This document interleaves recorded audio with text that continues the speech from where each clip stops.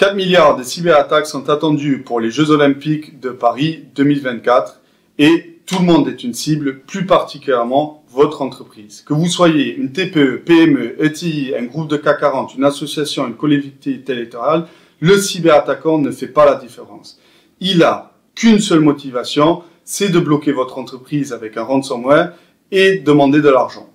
Maintenant, se pose la question, qu'est-ce qu'on entend par une cyberattaque par ransomware ou rançongiciel en français? Je vais t'expliquer. Un ransomware ou rançongiciel, c'est un programme qui va chiffrer les données, de sorte à ce qu'elles soient inintelligibles pour les personnes qui utilisent le document ou le programme en question.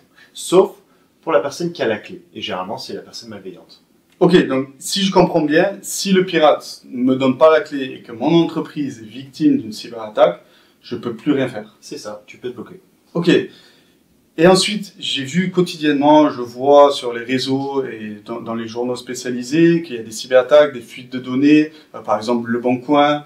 On a également le Slip français, des grands sites avec beaucoup de données. Est-ce que ça permet aux cyberattaquants d'être plus efficaces ou plus agressifs dans leurs attaques? Ça permet éventuellement d'avoir un pied dans la porte au sein d'une entreprise. Mais bouge pas, je vais te montrer un exemple avec la fuite de données de la Fédération française de football.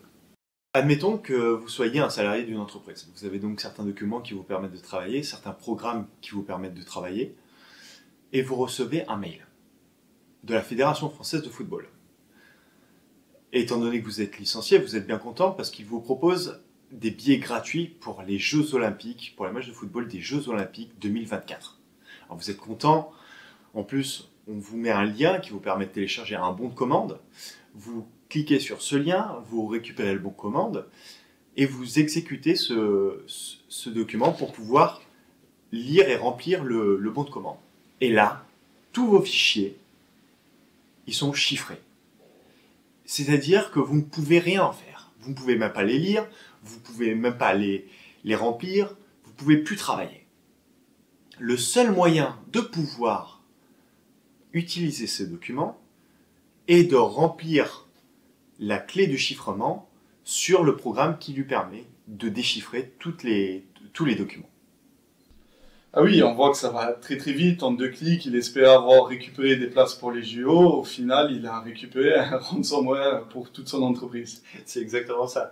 Et en fait, il aurait pu éviter cette situation. Il suffit juste qu'il regarde le mail expéditeur, l'expéditeur du mail pour être exact, et aussi survoler le lien hypertexte afin de vérifier si le site web est bien le site web de la Fédération française des Jeux. Et là, en soi, bon, pour lui c'est trop tard, il a cliqué.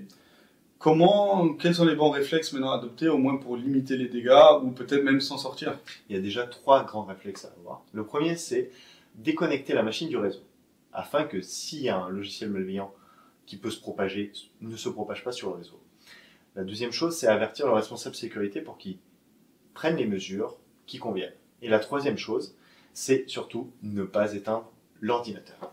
Mais pourquoi ne pas éteindre l'ordinateur? Ça pourrait être le réflexe de tout un chacun de dire bon, ça marche pas, comme la box Wi-Fi, elle fonctionne pas, je l'allume, j'arrêtais et je prie et souvent ça marche. Donc pourquoi pas le faire dans le cadre d'un ransomware? Ça paraît contre-intuitif, mais en fait, lorsque le logiciel malveillant va chiffrer les données, la clé de sécurité risque de se retrouver en mémoire vive. Et lorsqu'on éteint l'ordinateur, le mémoire vive se réinitialise, nous enlevant la possibilité de pouvoir récupérer cette clé secrète.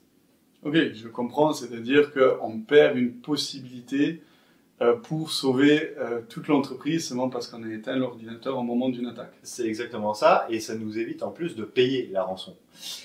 D'ailleurs, à ce sujet, comment, en cas de compromission, doit-on procéder sur un plan juridique? Sur un plan juridique, il y a beaucoup de choses à faire. Je ne vais pas tout développer parce qu'on on va perdre tout le monde, mais vraiment, il y a aussi des réflexes à adopter. C'est-à-dire, la première chose, on est victime d'une infraction pénale, il faut déposer plainte. Aujourd'hui aussi, la loi, elle dit, si on veut être couvert par son assurance, il faut déposer plainte dans les 72 heures. Donc, dépôt de plainte, signaler à son assurance cyber s'il y en a une. Ensuite, s'il y a une fuite de données, il faut bien évidemment aussi dans les 72 heures le déclarer à la CNIL. Ça, c'est les 3 grands réflexes avec bien évidemment aussi l'activation de la cellule de crise. Pour le salarié, parce qu'aussi lui, il est exposé à un risque juridique parce qu'il a potentiellement commis une faute, il faut qu'il informe immédiatement son supérieur hiérarchique et bien évidemment les RSSI de la boîte pour qu'ils puissent réagir le plus rapidement. Après, on est d'accord que quand même, quand on est victime d'un ransomware, on est quand même bien dans